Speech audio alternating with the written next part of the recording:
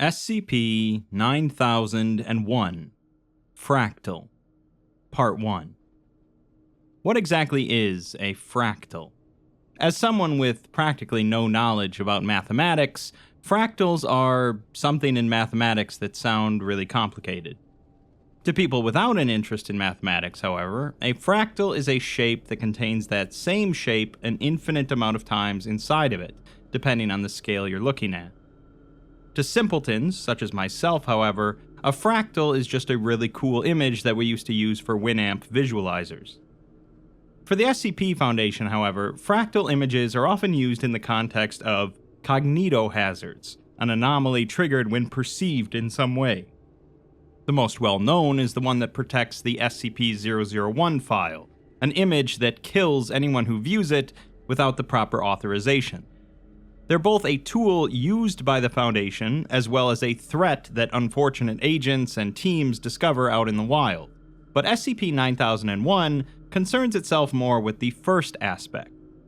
It takes a look at a team of researchers devoted to creating even stronger and more effective cognitohazards, a plan that cannot possibly go wrong. Let's take a look. We open with a presentation by Dr. Ava Barryman on cognitohazard agents employed by the Foundation. In terms of visual cognitohazards, it's not as simple as targeting the lateral geniculate nucleus, nor is it merely a matter of V2 processing that renders the agent effective. It's many things in conjunction, and it's in exploiting this complex dialogue between regions of the brain where they've historically found success. Though there's been good work done over the years, insofar that they have agents that can influence behavior, render viewers unconscious, or outright induce a grand mal seizure, visual cognitohazards have their limits. Barryman then asks if any of the attendees are familiar with Sumerian cuneiform before showing her next slide, the cognitohazard at the opening of the SCP-2000 article. Rather than saying, "Remember us," in English, however, it contains cuneiform. She reassures the audience that imagining the original cognitohazard in their mind isn't dangerous, as that would be an info hazard. Imagination is merely simulation, and an imperfect one at that. Even in cases where text does not contribute to the presentation of the cognitohazard, one still has to account for identity and culture. Perception is inherently subjective, and thus there is no objective means through which to effectively convey a cognitohazard. In other words, there's no perfect cognitohazard that affects everyone equally. She then moves on to the next slide, which causes a bit of panic amongst the audience before she switches off of it. She explains that what they just saw was a visualization from a fractal mathematical set, an image that instills in viewers a mild sense of dizziness. What's notable, however, is its versatility, as it achieves a 100% efficacy rate amongst human volunteers, vastly outperforming the previous 61% record. It has even expressed its effects to some degree in animal testing. I guess there is a perfect cognitohazard after all. Future memeticists need not be concerned with trivialities such as context and culture, as mathematics is absolute. Fractals are a universal component of nature, underpinning reality itself. From the infinitesimal expression of bacterial proteins to the macroscopic ordered chaos of the universe itself, it all comes down to the complex interplay of numbers and figures, the interdimensionality of fractal systems, the language of the universe. What they've seen today is much, much less than a tip of the iceberg. The fractal space is infinite, and they've barely begun exploring it. She's looking for computer science expert collaborators to help her explore it even faster. Today, they have felt the utility of her work. They have only scraped the surface, and together, let them discover its depths. Cue the Always Sunny music and a title card of "The Foundation Breaks the Known Laws of the Universe." We're then given the document for SCP-9001, with a notice that special operatives and task force agents assigned to the ongoing 9001-A crisis are advised to continue through to the second page of this file. SCP-9001 is the Barryman-Langford set, an algorithm that, while mathematically sound and relatively simple, is capable of generating visual cognitohazards. Computer-generated visualizations of 9001 produce patterns with intricate levels of detail, similar to that of the Mandelbrot set. The anomalous nature of 9001 becomes apparent in that these depictions contain innumerable points/still frames that impart a variety of anomalous effects. These include subliminal imagery, which influences neurotransmitters in order to compel behavior, deleterious imagery, which induces physical effects such as nausea, seizure, and unconsciousness, and fatal imagery, which triggers intracranial aneurysms leading to immediate death. Dr. Langford, the senior researcher on Project Hydra, provides us with some technobabble about how the human visual system interprets these cognitohazards. Beyond the intricate geometric patterns found within visual depictions of typical fractal sets, cognitohazards derived from the Barryman-Langford set have multiple points that form markers and superstructures visually implying the presence of biological features, such as tendrils, feathers, scales, and faces, despite the mathematical purity of the generation procedure. The implications of this remain unknown, but the prevailing theory is that this can be accounted for as simple pareidolia, meaning people just seeing patterns where there aren't any. While SCP-9001 was adopted with a focus on human subjects, the cognitohazards have produced results with non-human animals. Third and second order images have shown less utility due to simpler brain functions, but first order images have proven efficacy in all primates and most mammals, as well as many species of arachnids. On April 17, 2007, Dr. Barryman led a presentation on the cognitohazard production aspect of Project Hydra to a much wider range of staff than had previously been aware of it, with the intention of attracting personnel to the project with the skill set necessary for its advancement. Amongst the attendees was Dr. Robert Langford, a computer science researcher within the Department of Analytics, who at the time was working on the detection of cognitohazards via machine learning as part of Project Circe. Several days later, he proposed to meet Barryman to offer his expertise, and would be flown to Site Romero 5 to meet with her. During their meeting, Barryman states that she quite enjoyed his and Dr. Reddy's presentation on the use of neural networks for detecting cognitohazards. Langford, in turn, says that he's watched quite a few of her lectures, and they're quite groundbreaking. He does mention that Dr. Reddy was the brains behind the work, though, as he's only been here for a few years. Barryman replies that talent and experience are fungible to a degree, and while she admires Dr. Reddy, she has her own ideas about things. She then notices Langford looking at the small white flowers pinned to her hair. She explains that they're carrot flowers, or as the Yankees call them, Queen Anne's lace. They grew on the estate where she was raised, and to her, their most interesting feature is that they grow in recursive layers of flower shapes. Each flower grows in a flower-shaped bunch, and the bunches themselves form a larger flower shape. That self-similarity carries a fractal structure, like her research. She then stands and retrieves a bottle of scotch and 2 glasses, pouring despite Langford's polite refusal.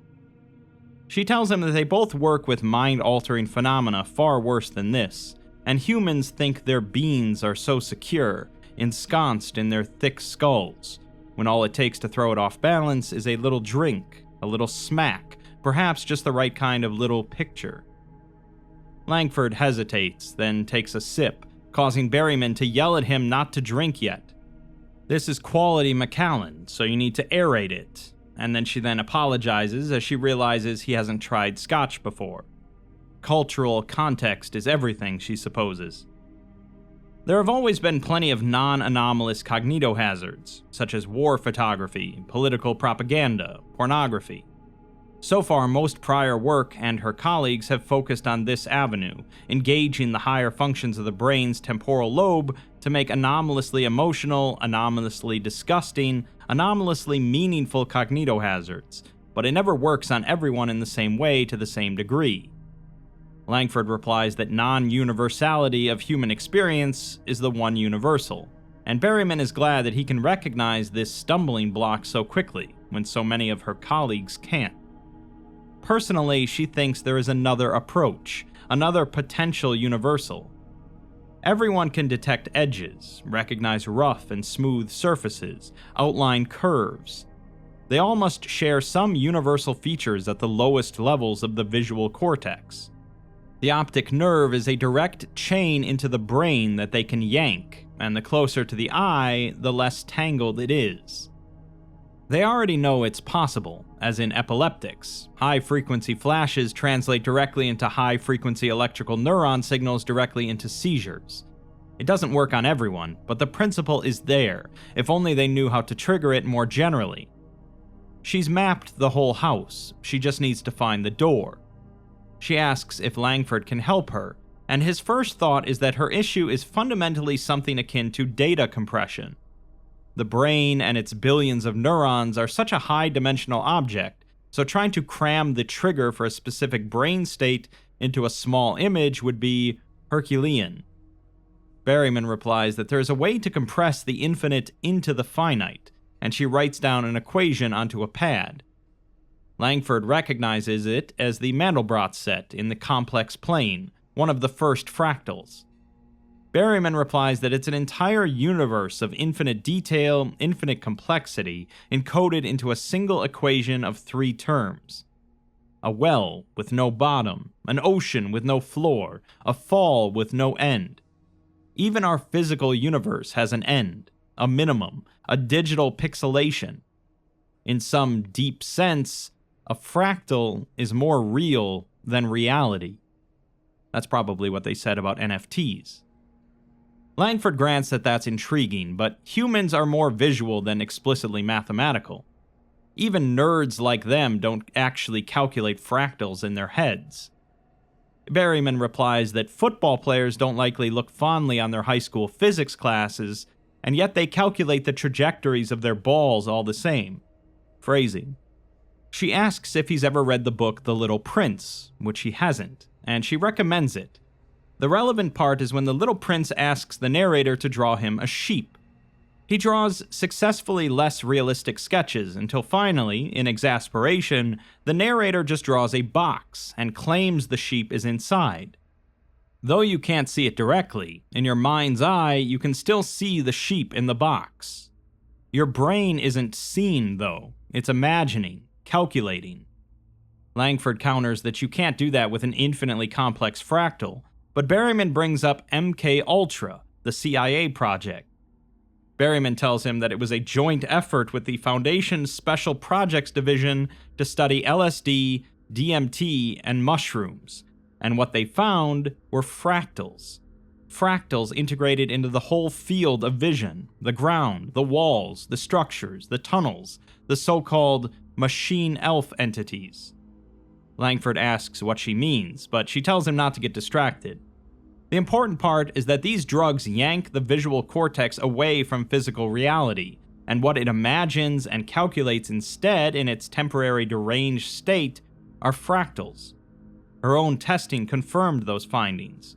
The neural maps in the low-level cortex responsible for the most basic building blocks in vision are rotationally symmetric fractals.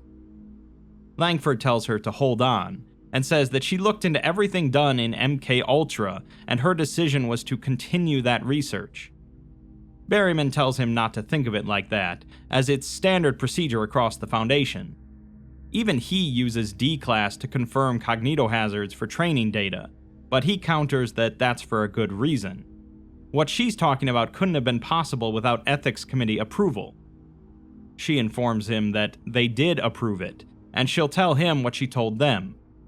What she proposes is not an idle, wasteful science experiment, but a revolutionary tool. A tool that could have many uses, if it were flexible enough. To protect the Foundation and its data and its personnel and its anomalies, but more than that. Think of a more peaceful world, one protected from the next anomalous cognitohazard via mass distribution of their own protective ones. Think of a reality bender finally going home to hug their family, tears in their eyes, after they use a targeted cognitohazard to wipe the anomaly from their brain. Think of the people in his own life, Surely at least a few friends or family whose minds have seen better days and aren't their full selves anymore. Chemicals and pills are no way to treat the brain, harsh mallets that they are. Vision is a system directly tied to it, with far greater granularity. Langford stares into his drink and says that of course he can think of a few such people, and of course he'd very much like to help them. Barryman states that they are this close to changing the course of human history, from the individual to society, and for the better. Her prior work has taken them this far, and the end is in sight. Langford replies that she's definitely convinced him of the impact, but they have to be realistic. This would be an exceptionally dangerous tool, ripe for abuse, even with well-intentioned people like themselves. The Foundation would keep it under lock and key, and rightly so. Barryman counters that the Foundation would supervise it and ensure only its beneficial use, the same way it does and has done successfully for thousands of other items. They have the Ethics Committee, to be sure. Ultimately, there is no containment more profound than explanation, and that is what they will do. Not just for the cognitohazards they develop, but for all cognitohazards. The anomalous is arbitrary, just things they're too small to understand yet, but everything follows rules. She understands some of these rules herself, the rules of the brain certainly, but she's realized she alone can't further bridge the gap between the input and the output. She doesn't know how to turn the brain into a math problem to solve, where the answer is the perfect trigger fractal they're searching for. She certainly can't program, but his AI model, his solving techniques, and his evident insight, she needs to go from understanding to creation. She asks if he's with her, and he nods. He's quite honored she esteems his abilities so. She wants to transfer him here and meet with her at least every other day, and says that they should immediately get to work on a project proposal to submit to 058. Langford says that this is serious then, and she replies that she can see it in his eyes. He wants to play the big leagues, and this is his chance. So in the end, they make these miraculous fractals and solve all of the world's problems. Oh no, the article seems to go on from here. Shortly after meeting with Barryman, Langford voluntarily transferred to the site, quickly proving to be a crucial hire for Project Hydra. In 2007, the cognitohazard generation algorithm employed a Monte Carlo method to randomly sample the mathematical set discovered by Barryman, and then generated fractal imagery based on the resulting seed values. While it was the most reliable method known to Barryman's team at the time, it was not efficient in the slightest, with 99.9% of images depicting dead regions of the fractal space. Langford began by applying a Hessian approximating optimization algorithm based on machine learning techniques to augment this process, resulting in small efficiency gains. In doing so, he identified that the Monte Carlo process was fundamentally deficient, and suggested that the team derive the fractal set formulas that defined the space in order to solve them directly. Barryman had been unaware that this was a possibility, and so Langford began the task himself. However, Langford complained on numerous occasions about Barryman's policy regarding potential exposure of her team to cognitohazards, and this came to a head when he wrote Barryman a message on the site's internal communication system. In it, he writes that he's only been here a few weeks now, but he's found some practices that deeply trouble him. Project Circe was only working on detecting cultural cognitohazards, but even that necessitated several safety protocols, and he doesn't feel safe without them. It's like he's stepped into a new workshop, and he's the only one who's heard of a respirator. He doesn't need to go far to find something that really shouldn't be happening at all. The team is looking at the images they generate to see whether they're cognitohazardous or not. They might not have made anything dangerous yet, but they will. He must insist that they adopt at least the most essential of those policies, with Project Hydra staff never viewing the output of the generation process, even if they suspect it's just going to be a dead region.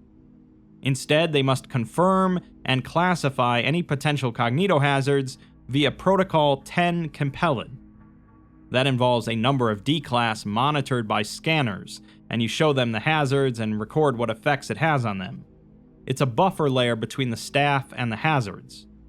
Site-15 has its own facility that keeps a rotating population of 50 D-class at all times, so he recommends that they verify the hazards remotely from there, instead of having to build their own facility.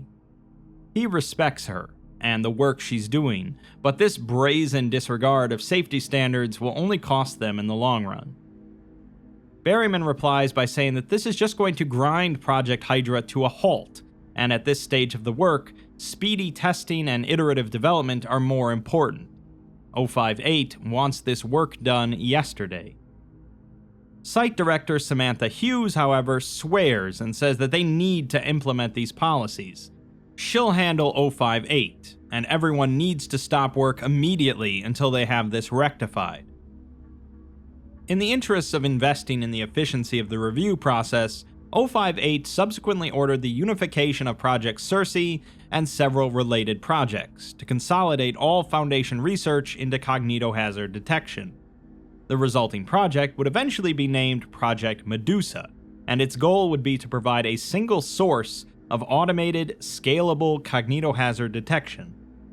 Additionally, 058 ordered Barryman to experiment with reproducing the review procedure locally at Site Romero 5 to reduce the project's dependency on Site 15 and on D-Class.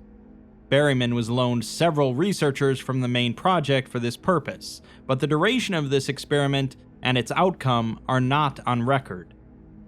Langford, who is now perceived as having single-handedly stifled the progress of the project, penned an open letter to all of its personnel. In it, he writes that he doesn't blame them for how they're viewing him, as they've got pressure on all sides to produce as much cognitohazards as they can. If he were in their position, and someone came along and told him how he should be doing his job, he'd be pissed as well. But he's going to tell them why he's right. He came here from Project Circe, and had a hand in building the same tools they're using now for automated cognitohazard detection. They made mistakes, serious ones that cost lives, and now they're on the verge of doing the very same here. In 1999, his team received their first instant kill hazard, and although its cultural requirements were specific, their security was lax. 6 good researchers lost their lives on the spot, and he was very nearly one of them. Their old process was unpredictable, but his new optimization algorithm is like a targeting rangefinder for their fractal cognitohazard generation. That means it's now only a question of when, and not if, before they create a hazard that does something irreversible. In fact, it must happen for Project Hydra to succeed. He knows that the vast majority of what they were producing before were just dead regions, and that's still mostly the case now, but you roll those dice every single time you do. Given time, they'll get more efficient, and those odds will only climb. They cannot risk viewing the images they create, ever. That's why Procedure 10 Compellin was established. The better of them will have looked into the procedure and noticed that it's staffed by D-Class. The best of them will ask why they should suffer in the staff's stead. And they shouldn't. They need to fix that too. That's why 058 has ordered the Department of Analytics to refine the computerized detection process. That team is doing exactly what they're doing, just in reverse. For all of their sakes, they must allow that team's progress to outpace theirs. Right now, the automated detection systems are at best about 30% accurate, but that will change given time. Barryman is working on a solution too, in her own way, with her own hand-picked team. He's not privy to the details, but with their efforts combined, they'll be back to full speed and more before they know it. He's hard at work as well. If he can derive the underlying formulas that define the cognitohazardous fractal space, they'll be able to traverse it directly and get rid of the current algorithm. They'll be vastly more efficient, and they'll have so much more control. It will get better, and although the odds of losing are small, they're not safe until they're zero. Since Langford's policies had the support of the site director, production remained subject to these constraints. In the meantime, efforts were redirected to the study of the production of inoculant images. Cognitohazard inoculants are images that confer immunity to one specific cognitohazard. The mechanism by which this works is poorly understood, and identifying the inoculant that provides immunity to a hazard is even harder than finding the hazard in the first place. Although Langford had not yet derived the underlying equations, improving computational technologies were beginning to accelerate the pace of development. At this time, Romero 5 was producing up to 4 cognitohazards per week, though after curation, only an average of 2 per month were considered potentially useful to the Foundation.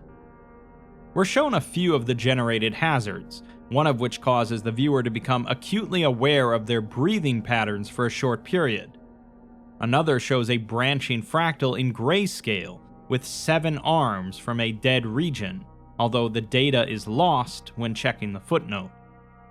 The third induces a mild sense of anxiety regarding an upcoming personal event or task that the viewer has neglected. It's possible this may be useful for internal use in increasing productivity. On July 5, 2008, the team produced a lethal cognitohazard, which was tested on 15 D-Class personnel. All of them were found to be susceptible before staff terminated the test prematurely. For reference, the efficacy of the average hazard is 45%, and at the time, the most effective was 71%. The researcher responsible for the production of the image chose to remain anonymous.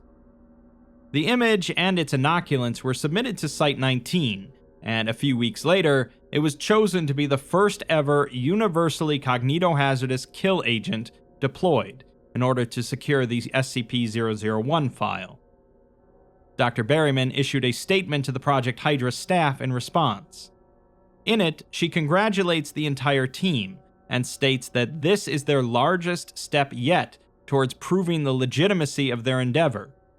Tonight, they're going to have a get-together in the cafeteria, with food and drink provided, and she'd really like to see everyone come to this celebration, as they all deserve this break.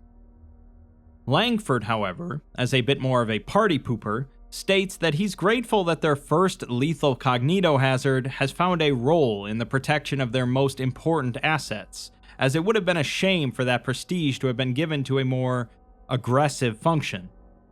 Each day this month, he's thought of the 15 personnel who gave their lives for the sake of this picture, as they have much to thank them for. He tells everyone to please afford them a moment's thought. They are on a precipice, and it is his deepest hope that it will be of something great, and that collectively they can be proud of the decisions they will have made along the way. He'll make sure to swing by the celebrations briefly, but the stresses of the project have been getting to him, so he won't be staying long.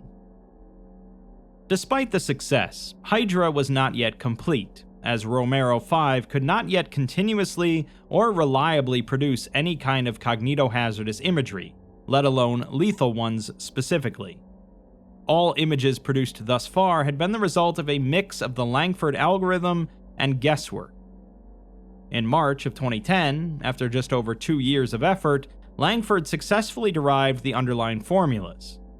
The result of his research, a single equation that definitionally mapped out the entirety of the cognitohazardous fractal space, would become known as the Barryman-Langford set.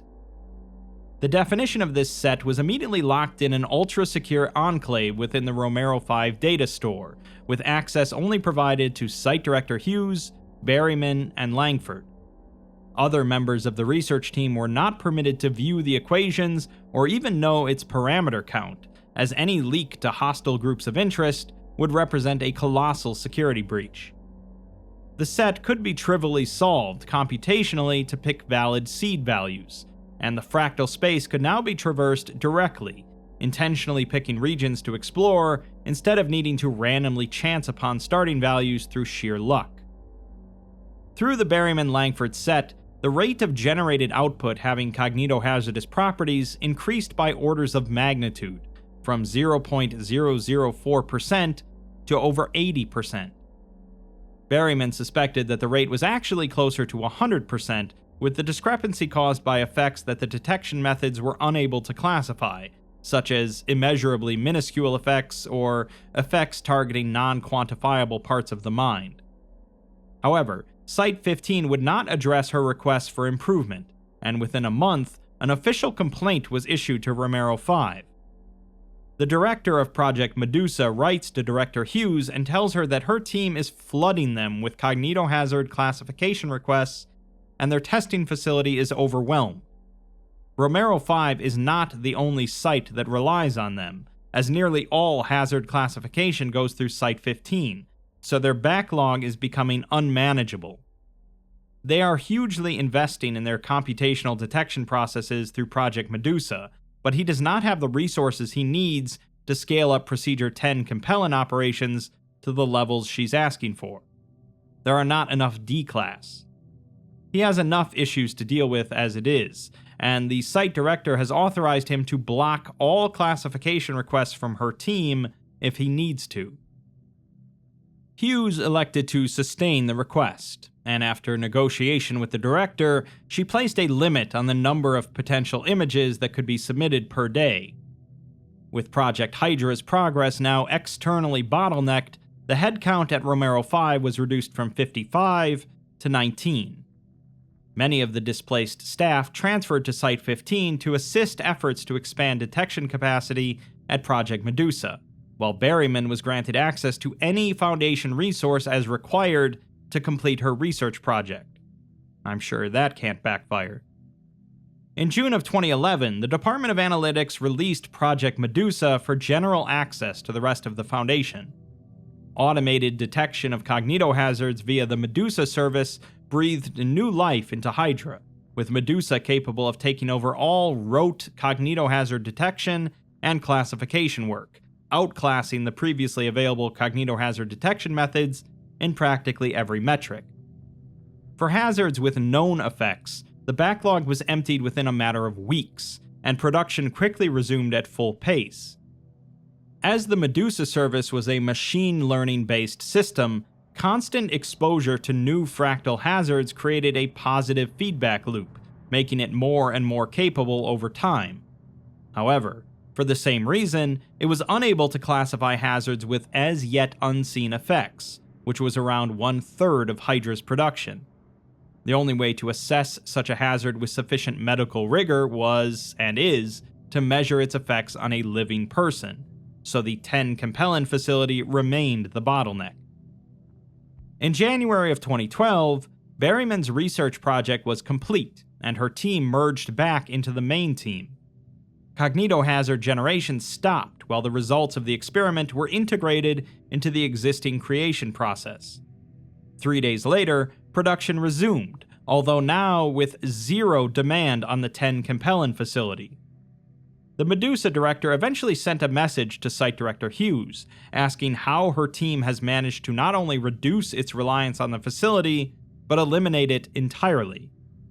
He's seen some of the hazards they're producing since that change, and the attached data is just as medically conclusive as theirs, yet their site is not requisitioning any D-Class.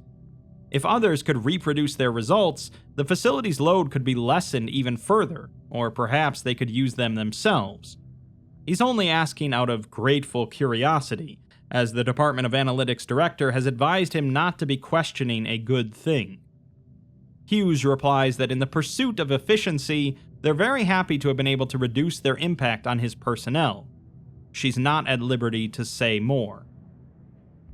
Dr. Langford did not comment on the process improvements initially, but a week later, he announced his full support. With the Medusa service being able to validate any amount of cognitohazards as needed, Romero-5 being able to classify all hazards itself to a satisfactory level, and the solved Barryman-Langford set allowing for unabated generation, Project Hydra was officially complete. 058 briefly visited to congratulate the team. Most of the staff remained on site to oversee continued cognitohazard production, and as of the end of 2012, after curation, Romero-5 was submitting an average of 60 useful images per week, up to 10 of which were lethal. We're shown a few more of the images produced, one of which causes viewers to experience quickened heart rate for a brief duration, coupled with an implacable feeling of growing dread. Another one of which causes sets of right angles enclosed within a space composed of right angles, such as closed captions on a television, to appear skewed. A third one causes viewers to become skeptical of recently learned information, but the Medusa service indicates that the effect is too minute to be effective in the field. We're next given a series of files related to the Department of Analytics Project Nichi, a Level 4 classified project. In November of 2014, 058 visited Romero 5 again, meeting with Hughes, Barryman, and Langford in a secure data vault below the site. He orders the room to be sealed off, giving them only 30 minutes of air, but impresses upon them that this conversation will not leave this room. He states that the cognitohazards they have been producing are primarily in use to secure critical Foundation assets, but there is a flaw in that security. The cognitohazards do not affect one demographic: reality benders. Langford doesn't believe this to be possible, even though they didn't specifically test on reality benders, but Barryman says that she's been expecting something like this. She believes she would have heard about some high-profile reality bender death by now. Langford counters that there's no way she could have been expecting anything like this, as they have no reason to suspect someone would be immune just because they're a reality bender. The two get into a bit of an argument, but 058 interrupts them and asks Barryman what her theory is. She states that if it is only reality benders that are affected, and all reality benders are not affected, then they are simply fundamentally different to everyone else. Langford argues that that can't be true, as some of the D-Class in 10 Capellan must have been reality benders, statistically speaking. He's reviewed all the data, and not once has any image come back as anything other than 100% effective. 058, however, says that latent reality benders in the D-Class population of Site-15 were exposed to the hazards on numerous occasions, and were unaffected. They have gone to great lengths to hide those results, as utilization of the imperfect is more efficient than awaiting perfection. Hughes asks how this hasn't been a problem in the last 2 years, but he replies that theirs is not the only security method under their employ. Should a reality bender happen to access a protected document, conventional trackers have proven sufficient for locating and acquiring them. It doesn't happen often, as most who view a cognitohazard are inoculated against it. This is not yet a matter of urgency, but he asks what they need to produce a hazard that can affect reality benders. Langford says that there must be a biological reason for the discrepancy, and not something that's ever been noted before, in any study ever, otherwise they'd already know about it. It must be something that's specific to fractal cognitohazards, so they need lots of data, and they need to get it by exposing images to as many reality benders as they can. Barryman, however, says that since the reality bender enforces her own perception of reality, this would render her immune to the greater reality of the fractal. But Langford says that it's just a hypothesis, and it doesn't even make sense. 058 agrees, and tells them to prove or disprove. He'll give them access to the reality bender data from the Site-15 tests, but Langford says that they'll need much more than that. Barryman remarks that she believes she has the vaguest notion of an idea as to how they might gather that data from the reality benders already employed at the Foundation, and 058 looks forward to hearing her idea.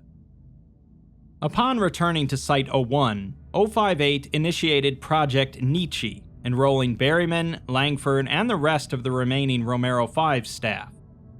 It was presented to the Foundation as simply the continued effort to improve the cognitohazard production process, with knowledge of its true purpose kept secret, on account of the security implications.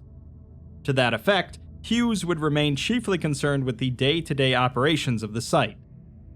Barryman submits her idea of gathering data from Foundation-employed reality benders.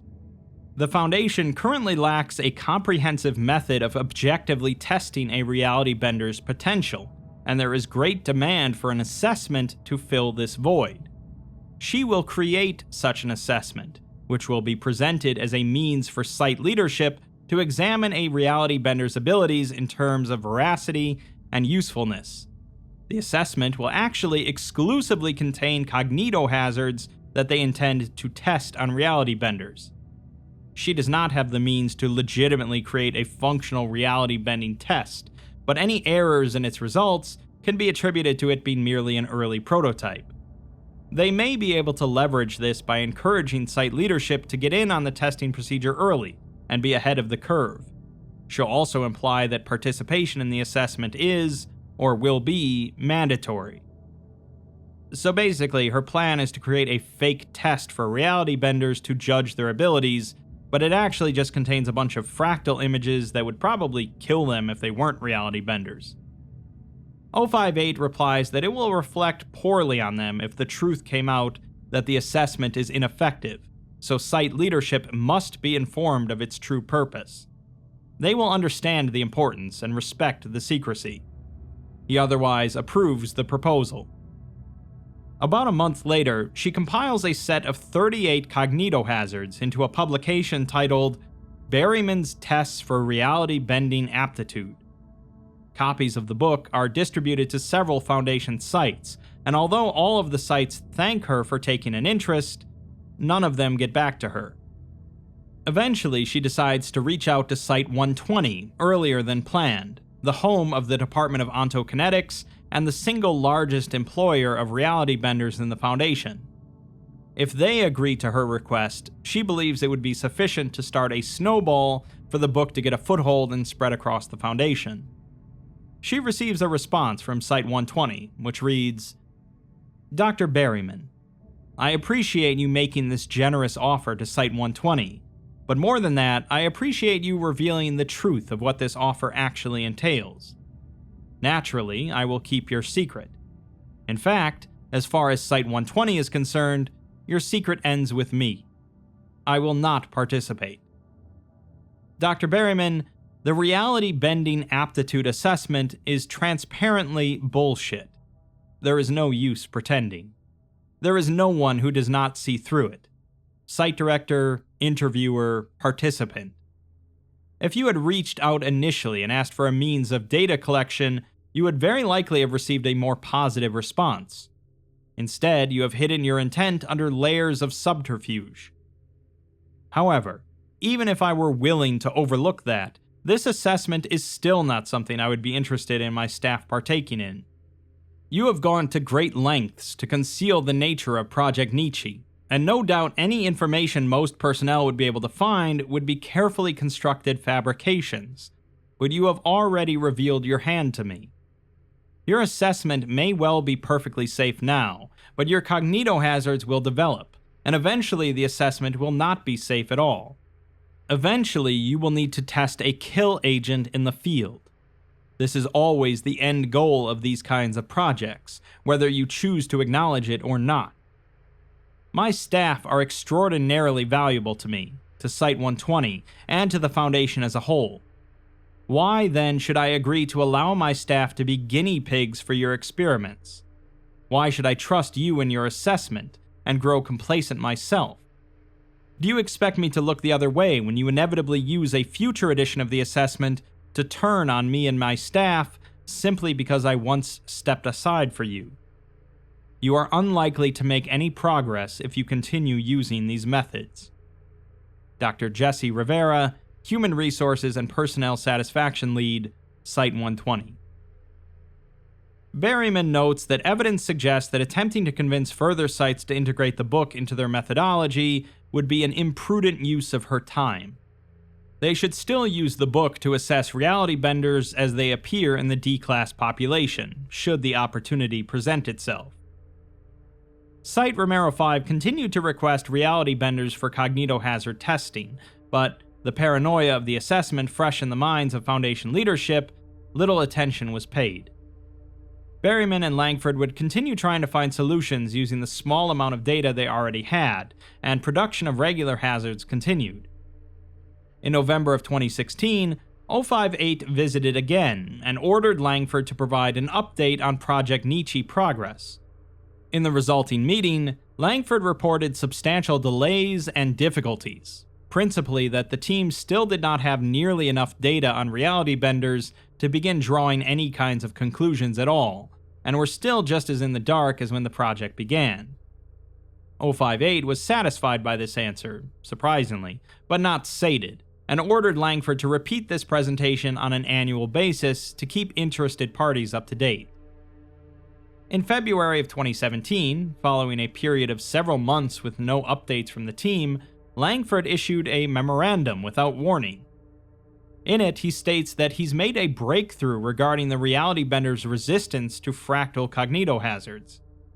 They had speculated from the start that since this problem is unsolved and apparently non-existent outside of this narrow scope, it must pertain to fractal cognitohazards specifically and exclusively. His research into reality bender neuroanatomy is beginning to indicate that this is indeed the case, and he has proven that reality benders' immunity to fractals is a direct result of their brain structure having some difference to baseline humans. However, they don't yet have enough data about reality benders' brain structures to construct a pattern definitively. They need much more data than they have. His suggestion would be to have all reality benders across the Foundation undergo CT scans and have the resulting data models transferred to their data store so that they can analyze and compare. Of course, this is quite invasive, and he doesn't have anything close to the authority to request it.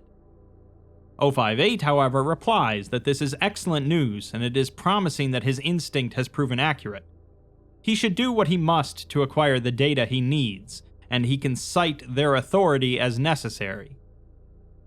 Barryman replies that she wishes he had consulted her before making this announcement. There is no method by which a reality bender can be identified by brain structure alone, and the problem is more fundamental. The conclusion he's drawn makes little sense from a biological standpoint, and the weeks he's spent trying to convince her of scientific rigor have apparently been lost to him, as he hasn't included a single citation or scrap of medical evidence. This isn't like him, but his childish insistence on communicating to her via open letters very much is. 058 tells her that they have placed full confidence in Dr. Langford and advises her to do the same. Langford apologizes though, and says that he keeps getting wrapped up in the work and gets ahead of himself in the excitement. In the months that followed, Romero 5 would issue O5-backed orders to other sites, requesting computer tomography scans of their on-staff reality benders. In November of 2017, Langford traveled to Site 15 and presented the second annual Project Nichi schedule alignment meeting, with 058, Hughes, the Project Medusa director, and several others in attendance. It was also, at 058's request, broadcast live across the Foundation, where 45 other viewers tuned in. Langford again reported substantial delays and difficulties to the project, and the principal issue remained that there was not enough data to provably determine any conclusions. He was keen to highlight the extent of the proof that would be required. One objective of the project was to produce a fractal cognitohazard capable of terminating any reality bender, but to prove this would mean proving beyond reasonable doubt that no reality bender cannot be terminated via the same method.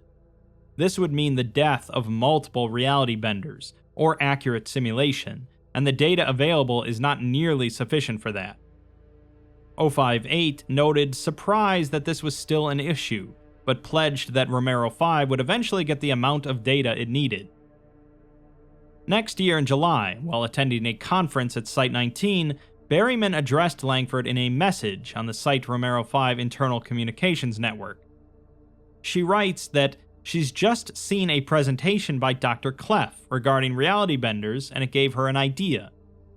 She wonders if they've tried simply going deeper into a candidate modification to the Barryman-Langford set and accessing more deeply buried regions. Maybe the answer is as simple as overwhelming the reality bender's mind with the much more complex fractal context. She thinks this wouldn't be too much of a deviation from their existing work to completely invalidate the studies they've done so far. Langford replies that it's an interesting idea, and he'll try it immediately. Before her return, he ran several experiments using the suggested method and produced a set of prospective images. They were proven to be effective on baseline humans immediately, and he requested Site-15 to notify him when a reality bender entered its 10 compelling production. It took several weeks until then, at which point he submitted the new images for testing. Of the full set, one single fractal image proved to be effective on the reality bender. He notified Project Nichi's leadership of his success and continued developing the new method, though he stressed that despite the success, provability was still the most important problem to solve. It's noted that while Dr. Clef did lead a seminar on reality benders at the Site-19 conference, Dr. Barryman did not attend it.